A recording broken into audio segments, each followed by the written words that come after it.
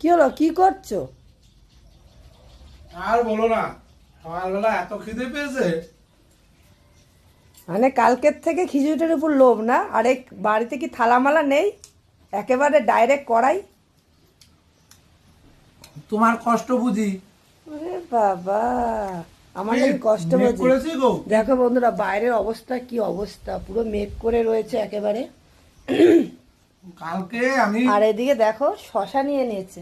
আমার শশাগুলো তো ভালোই কেটেছো গোল গোল করে, খাওয়ার তো ভালোই জুত আছে। হ্যাঁ, কালকে আমার খিচুড়ি খাওয়া দেখে একেবারে জিভ দিয়ে লোল টস টস করে পড়ছিল। এইবার থেকে সময় মতন খেতে আসবা। আর এই কড়াইতে খাচ্ছ, এই নিয়ে যদি কেউ আমারে কিছু বলেছে তো দেখো তোমার কি করি আমি। ঠিক না, আছে? আমি স্বীকার করছি বাড়িতে খাওয়াটা ঠিক না, ঠিক কিন্তু না? বাইরের আওয়াজ শুনতে পাচ্ছ বন্ধুরা? গুরুম গুরুম করে কেমন ডাকছে।